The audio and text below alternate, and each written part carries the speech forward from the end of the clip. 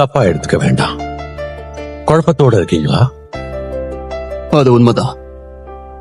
ஜெபம் செய்ய அந்த மலைக்கு நான் போறேன். என் கூட சேர்ந்து வர விருப்பமா? பகிர்ந்துக்கலாம்.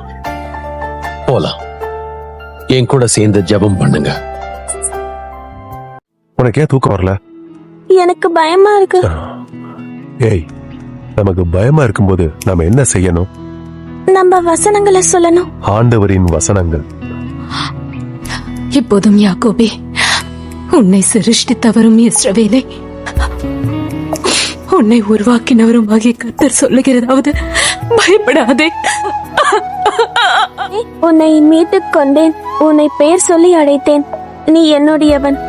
நீ என்னுடையவர். உருவாக்கின சொல்லுகிறதாவது இங்க வராம வெளியே என்ன பண்ணிட்டு இருந்தீங்க?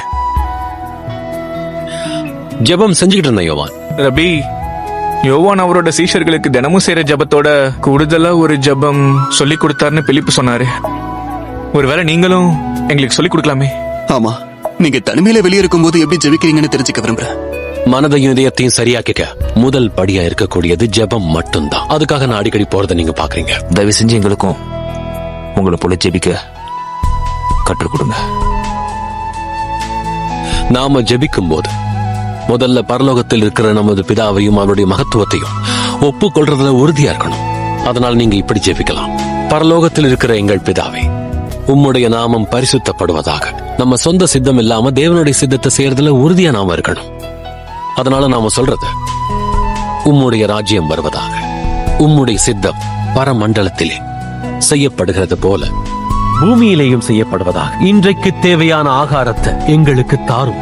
எங்களுக்கு எதிராக குற்றம் செய்தவரை நாங்கள் மன்னிக்கிறதை போல எங்கள் குற்றங்களை மன்னியும்.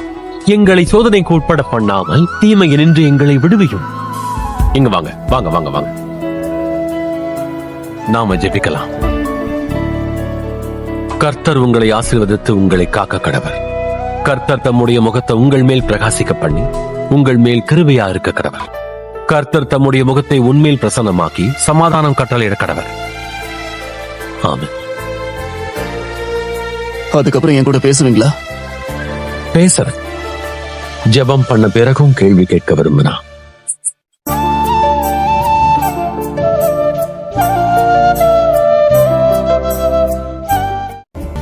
என்ன பின்பற்றுங்க. இன்னும் நிறைய பார்ப்பீங்க.